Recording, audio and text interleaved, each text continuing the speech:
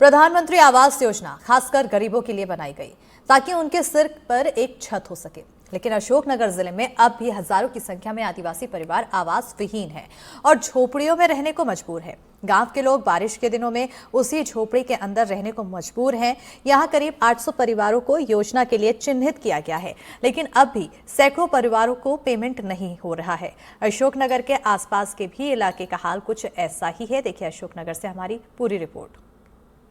प्रधानमंत्री नरेंद्र मोदी द्वारा पीएम जनमन योजना इसलिए लाई गई थी जिससे कि आदिवासियों की जिंदगी में बदलाव ला जा सके। न केवल इन्हें आर्थिक दृष्टि से सुदृढ़ किया जा सके बल्कि इनको एक पक्की छत अवश्य दिलाई जा सके। लेकिन यदि अशोकनगर जिले की बात की जाए तो आज भी हजारों की संख्या में ऐसे परिवार हैं जिनको एक पक्की छत का इंतजार है। और यदि आंकड़ों के हिसाब से देखा जाए तो लगभग 2000 से ज्यादा सर्वे के मुताबिक पीएम जनमन में आदिवासियों का अभी भी इंतजार है सर्वे में नाम जोड़ने का। ईसागढ़ की बात की जाए तो लगभग 2000 के आसपास सर्वे में ऐसे नाम सामने आए थे जिनको आज भी छत का इंतजार है आदिवासी परिवारों का। भाई यदि सबसे बड़ी एक और बात देखा जाए तो जो पीएम जनमन आवास स्वीकृत भी हो गए हैं उनके भी ऐसे एक टेक्निकल फॉल्ट के चलते कई एफटीओ रिजेक्ट हो रहे हैं जिससे कि परिवारों ने अपनी छत भी गिरा दी है और उनका निर्माण कार्य भी बंद पड़ा है। ऐसे भी सैकड़ों परिवार इस अशोकनगर जिले में आप देख रहे होंगे ये झोपड़ियों के सहारे अपने जीवन यापन कर रहे हैं और तेज आंधी में इनकी झोपड़ियां उड़ जाती हैं। और अभी 2 दिन पहले जब तेज तूफान आया था तो ये झोपड़ियां इनके बच्चों के ऊपर गिर गई थी और ये बच्चे दब गए थे। तो कहीं ना कहीं एक बड़ा सवाल है कि आखिर पीएम जनमन में ऐसे परिवारों को आज तक क्यों लिस्टेड नहीं किया गया जो बिल्कुल बेघर है और इनका ना तो इनके पास जमीन है ना इनके पास कोई में रहने का कारण जमीन है ना मकान है। और ऐसे लोगों को पीएम जनमन आवास के तहत इनमें नहीं जोड़ा है। भैया कहाँ के रहने वाले हैं आप लोग, हम आपसे जानना चाहेंगे। हम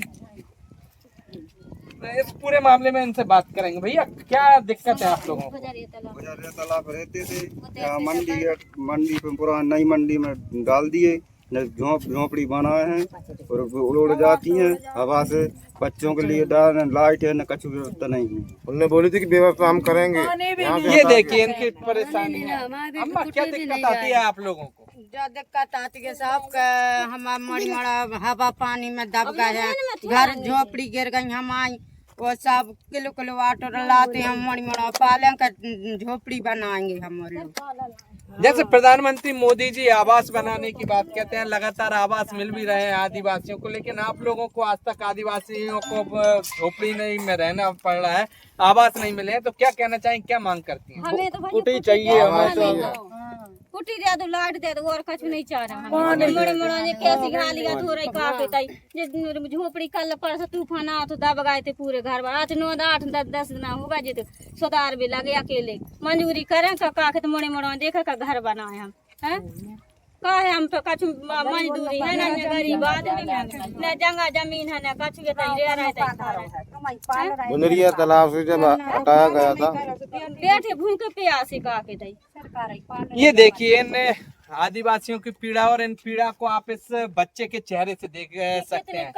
आप इस बच्चे के चेहरे को, मैं कहूंगा कैमरामैन से, आप इसकी घमौरियों को देख सकते हैं कि इसकी चेहरा बता रहा है कि किस तरह ये आदिवासी जो खुले धूप में इस पूरी गर्मी की तब चिलचिलाती धूप में इन्होंने अपना समय गुजारा है और अब बारिश भी इनको अपने सितम झेलने के लिए तैयार कर रही है और बारिश के लिए इंतजार कर रहे हैं। फिलहाल ये खुले आसमान के नीचे रह रहे हैं और आप बच्चों की हालत देख सकते हैं कि घमौरियों से पूरा चेहरा खराब हो रहा है। तो कहीं ना कहीं एक बड़ी तस्वीर, एक बदहाल तस्वीर ये है कि कहीं ना कहीं लगभग मुंगावली शहर के बीचों बीच ये लोग रह रहे हैं, लेकिन इनका कोई आज तक अधिकारियों ने सुध नहीं ली और आज भी है बेघर है और न तो इनके पास जमीन है और न इनके पास मकान है। अब देखना होगा कि जिम्मेदार अधिकारी ऐसे परिवारों को कब चिन्हित करते हैं जिससे कि इनको एक कम से कम एक पक्की छत तो मिल सके। फिलहाल यदि देखा जाए तो प्रधानमंत्री नरेंद्र मोदी ने भी एक योजना की है कि भूमिहीन जो